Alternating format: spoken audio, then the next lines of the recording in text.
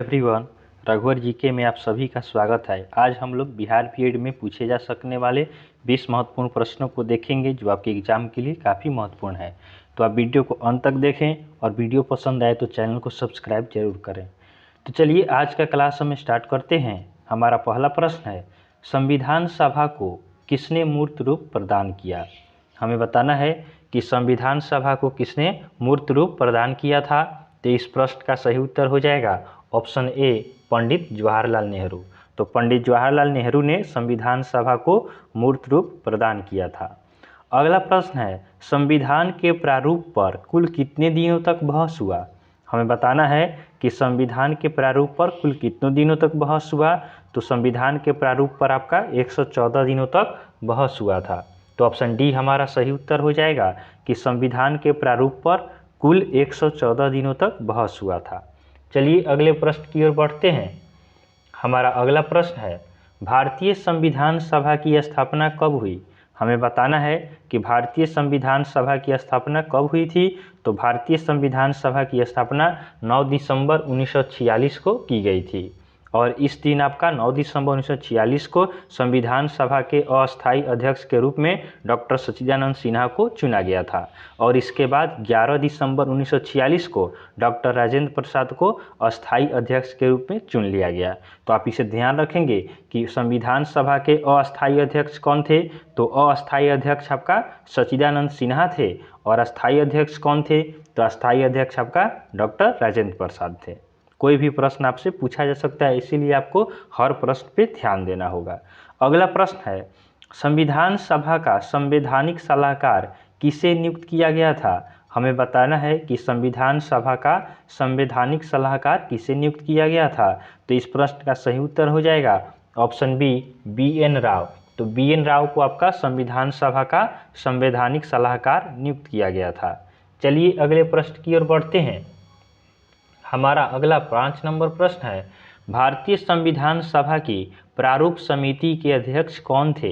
हमें बताना है कि प्रारूप समिति के अध्यक्ष कौन थे। तो प्रारूप समिति के अध्यक्ष आपका डॉक्टर बी.आर. अम्बेडकर थे। तो ऑप्शन सी हमारा सही उत्तर होगा कि भारतीय संविधान सभा की प्रारूप समिति के अध्यक्ष डॉक्टर भीमराव अंबेडकर थे। और आपसे पूछा जाए कि आपका प्रारूप समिति में कितने सदस्य थे, तो इनमें सदस्यों की संख्या कितनी थी, 7 थी। तो प्रारूप समिति में सदस्यों की संख्या 7 थी और इसके अध्यक्ष कौन थे। तो अध्यक्ष आपका डॉक्टर भीमराव अंबेडकर थे।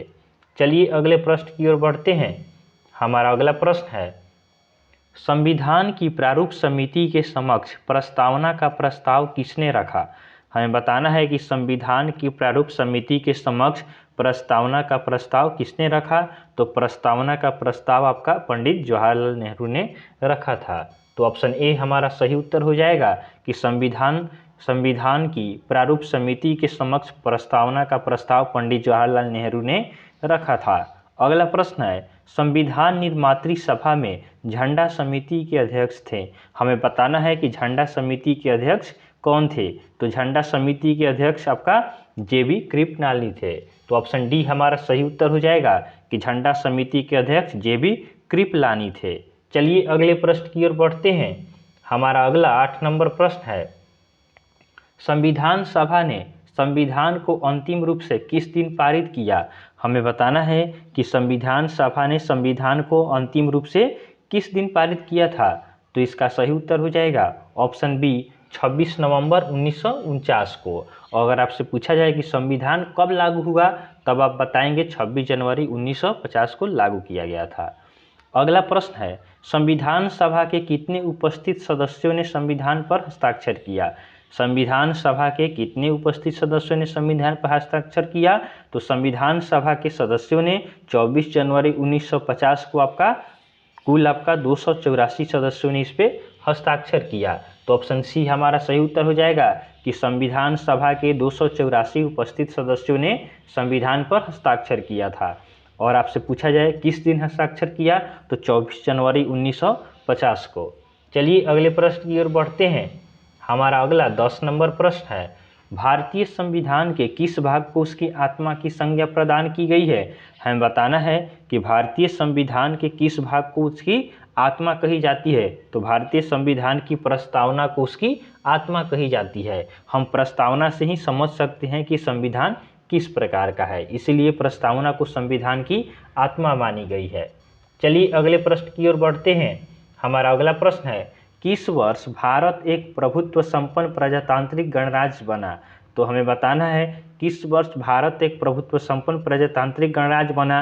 तो भारत आपका 1947 में ही आज़ाद हो चुका था, लेकिन प्रभुत्व संपन्न प्रजातांत्रिक गणराज्य कब बना? जब संविधान लागू हुआ तब बना। तो हमारा सही उत्तर हो जाएगा ऑप्शन डी 1950। तो 1950 में भारत आपका प्रभुत्व संपन्न प्रजातांत्रिक गणराज्य बन गया। अगला प्रश्न है, भारतीय संविधान है, तो भारतीय संविधान कैसा है? कठोर है, लचीला है या क्या है? तो भारतीय संविधान आपका हल्का कठोर और हल्का लचीला है। तो ऑप्शन सी हमारा सही उत्तर होगा कि भारतीय संविधान अंशतः कठोर और अंशतः लचीला है। चलिए अगले प्रश्न की ओर बढ़ते हैं। अगला हमारा 13 नंबर प्रश्न है, भारतीय संविधान का अभिभावक कौन है? हमें बताना है कि भारतीय संविधान का अभिभावक किसे कहा जाता है? तो आपका सर्वोच्च न्यायालय को भारतीय संविधान का अभिभावक कहा जाता है।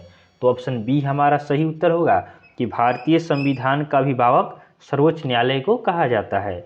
अगला प्रश्न है, लिखित संविधान की अवधारणा ने सर्वप्रथम कहाँ जन्म लिया? हमें बताना है कि किस देश का संविधान सबसे पहले लिखित रूप में लिखा गया। तो इस प्रश्न का सही उत्तर होगा ऑप्शन ए फ्रांस। तो फ्रांस से आपका क्या हुआ? आपका लिखित संविधान का अवधारणा प्रारंभ हुआ। हमारे देश की संविधान भी क्या है? आपका लिखित संविधान है, और विश्व की सबसे बड़ी लिखित संविधान हमारे देश की संविधान है। चलिए अगले प्रश्न की ओर बढ़ते हैं। अगला हमारा 15 नंबर प्रश्न है, भारतीय संविधान में कुल कितने भाग हैं? हमें बताना है कि भारतीय संविधान में कुल कितने भाग हैं। तो इसमें आपका 22 भाग है। तो ऑप्शन सी हमारा सही उत्तर होगा कि भारतीय संविधान में 22 भाग हैं, और इसमें 395 अनुच्छेद हैं और 12 अनुसूचियां हैं। तो आप इसे ध्यान रखेंगे कि भारतीय संविधान में कुल 22 भाग है और इसमें 395 अनुच्छेद और 22 अनुसूचियां हैं। चलिए अगले प्रश्न की ओर बढ़ते हैं। हमारा अगला 16 नंबर प्रश्न है, संविधान के किस भाग में संविधान संशोधन की प्रक्रिया का उल्लेख है? हमें बताना है कि किस भाग में आपका संविधान संशोधन की प्रक्रिया मिलती है।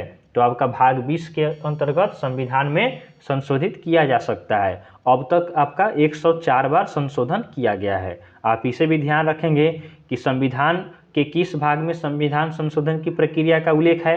तो भाग 20 में आपका संविधान संशोधन की प्रक्रिया का उल्लेख है, और अब तक 104 बार संशोधन किया जा चुका है। अगला प्रश्न है, राज्यों में राष्ट्रपति शासन से संबंधित अनुच्छेद है। हमें बताना है कि राज्यों में राष्ट्रपति शासन किस अनुच्छेद के अंतर्गत लगता है। तो इस प्रश्न का सही उत्तर होगा ऑप्शन डी अनुच्छेद 356। तो अनुच्छेद 356 के अंतर्गत राज्य में राष्ट्रपति शासन को लगाया जा सकता है। राष्ट्रपति शासन क्यों लगता है? तो यदि राज्य संविधान के मुताबिक काम न कर रहे हों तब क्या होता है? राज्य में राष्ट्रपति शासन को लागू किया जाता है। चलिए अगले प्रश्न की ओर बढ़ते हैं। अगला हमारा 18 नंबर प्रश्न है, किसी राज्य के नाम में परिवर्तन करने का अधिकार प्राप्त है। हमें बताना है कि किसी राज्य के नाम में परिवर्तन कौन कर सकता है। तो किसी भी राज्य के नाम में परिवर्तन का अधिकार आपका संसद को प्राप्त है। तो ऑप्शन बी हमारा सही उत्तर होगा कि किसी भी राज्य के नाम में परिवर्तन संसद कर सकता है। अगला प्रश्न है, झारखंड राज्य का गठन कब हुआ? हमें बताना है कि झारखंड राज्य का गठन कब हुआ। तो इस प्रश्न का सही उत्तर हो जाएगा ऑप्शन बी 15 नवंबर 2000 में। तो 15 नवंबर 2000 में क्या हुआ? बिहार से झारखंड को अलग किया गया और एक नया राज्य आपका झारखंड गठित हुआ। तो झारखंड का गठन कब हुआ? तो झारखंड का गठन आपका 15 नवंबर 2000 में हुआ था। चलिए अगले प्रश्न की ओर बढ़ते हैं। हमारा आखिरी प्रश्न है, भारतीय संविधान में शामिल इकहरी नागरिकता किस देश के संविधान से प्रेरित है? हमें बताना है कि भारतीय संविधान में शामिल इकहरी नागरिकता किस देश के संविधान से प्रेरित है। तो इस प्रश्न का उत्तर आप हमें कमेंट करके बताएंगे। तो चलिए आज के लिए हम इतना ही रखते हैं। आपको वीडियो पसंद आया हो तो वीडियो को लाइक करें और चैनल को सब्सक्राइब करें तथा अपने दोस्तों के साथ इसे शेयर करें। तो चलिए आज के लिए हम इतना ही रखते हैं, फिर नेक्स्ट वीडियो में मिलेंगे। तब तक के लिए धन्यवाद।